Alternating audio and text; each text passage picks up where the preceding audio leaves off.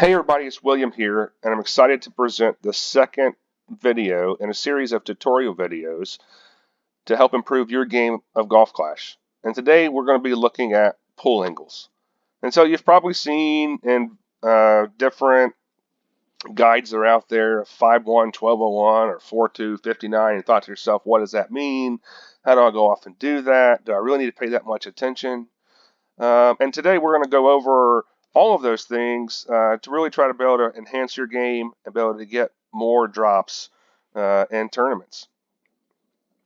So let's get started. When we talk about what are pull angles, for this terminology here on the screen, you first got to understand this is we're basing it off of the tip of the wind triangle and what time the tip points to. So for a straight pull, the tip of the triangle is going to be pointing to noon.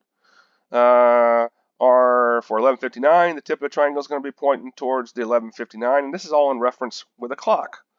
And so if you're doing, your standard pull of rings, your tip of the triangle is going to be pointing to that various time. There are times to where you push your rings, and if you do that, the tip of the triangle will be pointing to your 6 o'clock position. And so you might actually encounter where someone says, you need to do a 5:59 pull or a 6:01 pull. But in concept, it's the same exact thing. You're really just looking to see where the tip of that triangle is pointing. So if we try to put this in practice here, you'll see we have a zoomed in version of a wind arrow. And the most important thing for this method is you need to make sure you have a grid line. You don't need 3 like is illustrated here. I typically just use 1. And you want that grid line to go through the center part of the triangle. Because what you're going to be doing is you're going to be counting the number of pulses to the left and to the right of that center grid line through your triangle. And so you can see here for a straight pull, you're going to have 3 pulses to the left and 3 pulses to the right. And so when you have 3 pulses to the left and 3 pulses to the right, that is going to be what is considered a straight pull in the game of Golf Clash. So let's look at another example here. And so this is a 4-2, 12-01, or 59 pull. And so on the left here, we'll look at that one first. And so when we're talking about a 12-01, 4-2 pull, you're going to see that there's 2 pulses to the left and 4 pulses to the right. And on the left to right, once again, I'm referencing that center grid line going through my triangle, or my wind arrow, sorry. And so 12-01, 4-2, 2 to the left, 4 to the right. And if I'm looking at 11:59, you're going to see there's 4 to the left and 2 to the right.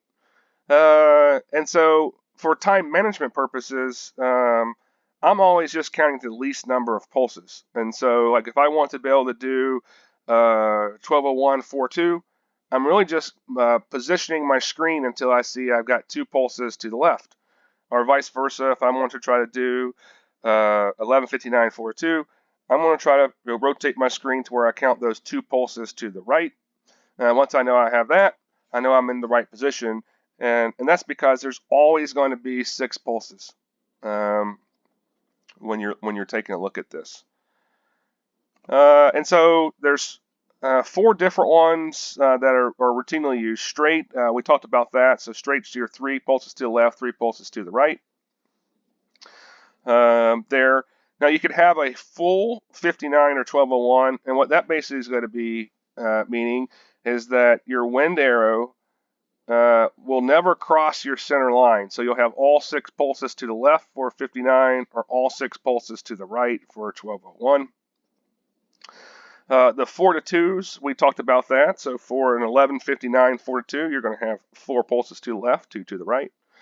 Or for a 12-01, 4-2, you're going to have 4 pulses to the right and 2 to the left. And then the last one is a 5-1, 59, or 01. And once again, we're just counting the number of pulses. So for a 5-1, 11:59, you're going to have 5 pulses to the left and 1 to the right. And then vice versa for a 12-01.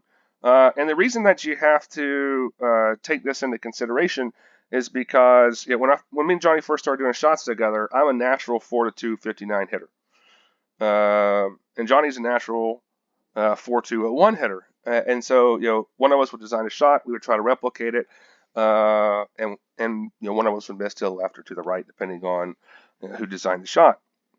And so we really had to start paying attention into these pool angles. And we'll explain why that is as we go on through this video. But you really have to pay attention to be able to make it very repeatable. And so as we started paying attention and we started practicing this a lot more, we were able to reproduce each other's shots a heck of a lot better and be able to provide you guys the best quality product. So for the Coalition guides, you're actually going to see this same exact slide in our guides. As well as you're going to see the movable needles. And so if we're implementing a 4-2, 59 shot on the specific shot itself, you'll be able to see these movable ones just to reinforce what you're paying attention for. But the most important thing with all of this, is going to be practice because we do have a limited amount of time to be able to get a shot off. And so you can't spend half of your shot time trying to be able to make sure you got a 4 and a 2. And so you've got to be able to do this relatively quickly. But focus on, in my opinion, the smaller number, and if you get the 2 right, the 4 has to be right there. And so next, we're going to take a look at a video that demonstrates how to actually get into the position that you're going to need to be able to get into to be able to count those various shots. So let's go ahead and take a look at that. So before we get into showing how pool angles can affect your shot, I first want to demonstrate how you actually get into position to be able to say I have a straight pool, a 1201 pool, or an 1159 pool. So we're going to use this video as a simple way to be able to demonstrate that utilizing a simple Nirvana shot. Now before I start playing the video, I do want to point out a few key things. As we talked about before, the grid line is extremely important. And here you can see Johnny uses a standard 3 lines. However, for me, the most important one is the center line that goes through down the tip of the triangle, as you can see illustrated here. And so, as we talked about before, we're going to be counting the number of pulses to the left or to the right, and then we'll be adjusting our screen either left or to the right to be able to ensure that we're in the proper position.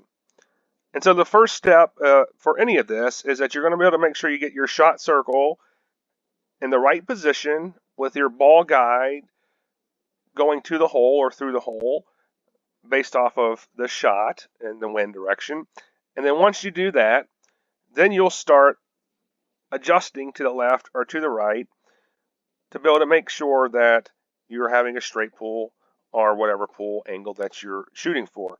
And so here in this particular video, the first one we're going to illustrate is a straight pool.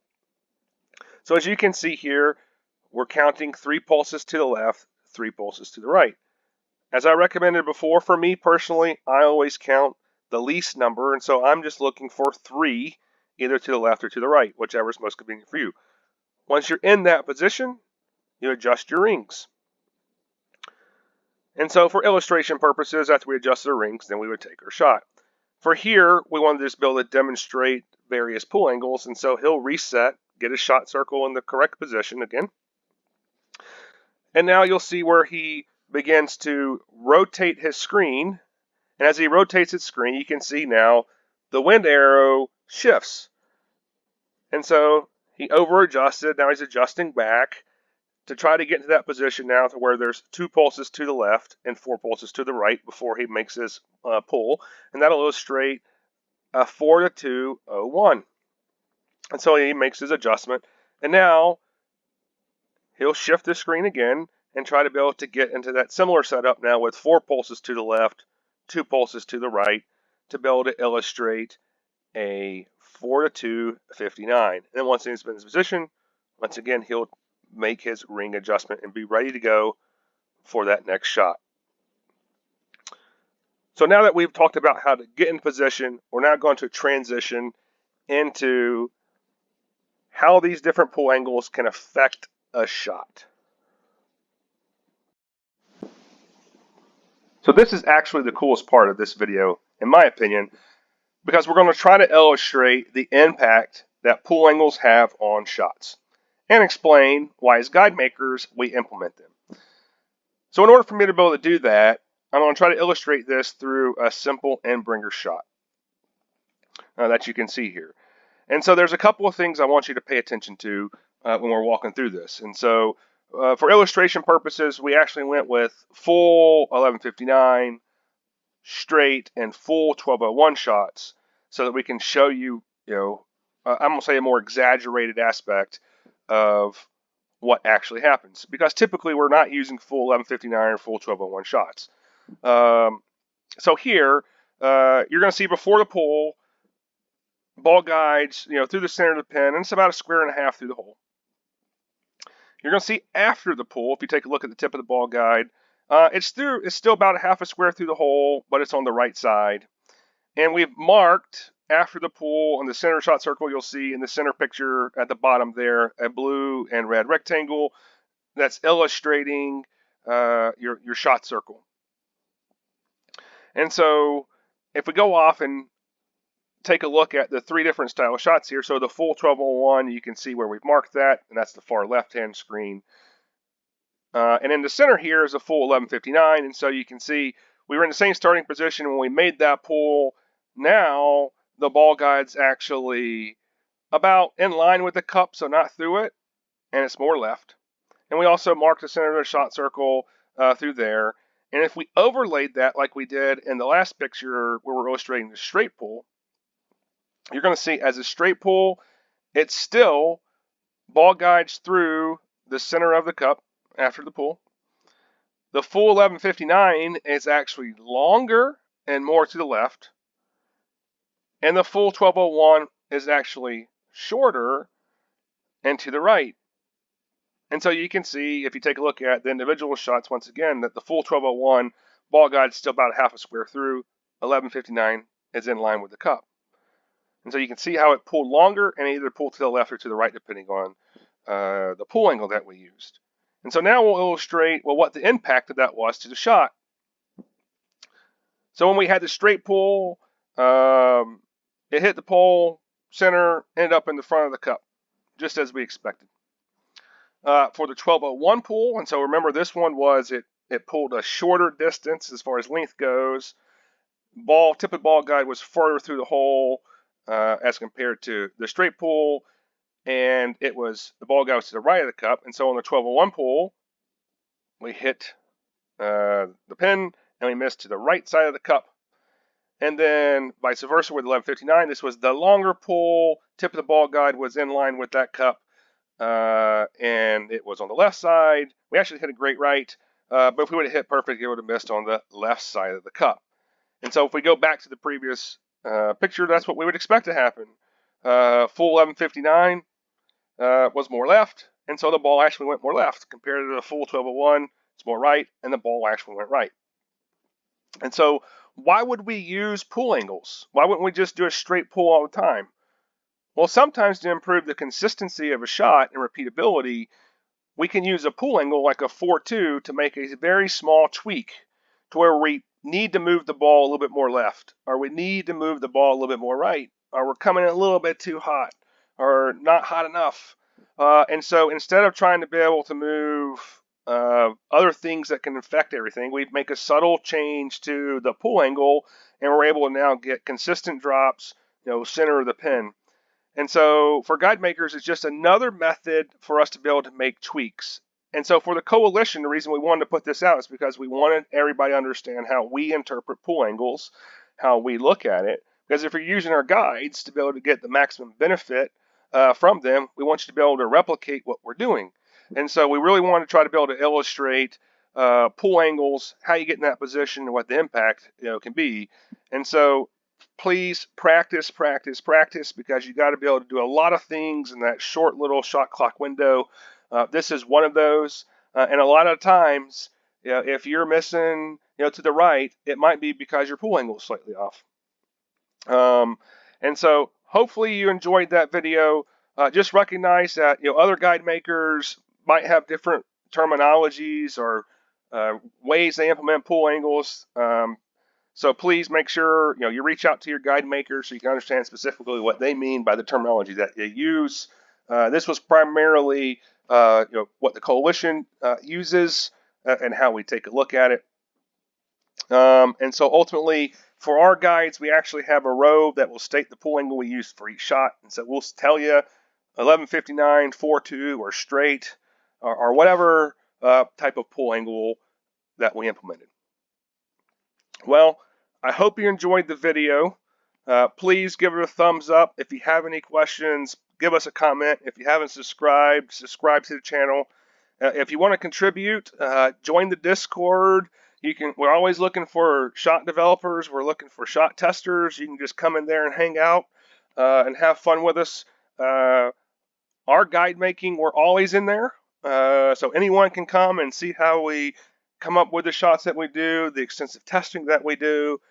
So hopefully you enjoyed the video, and I look forward to the next one in the series. So everybody have a great night, and we'll talk to you later.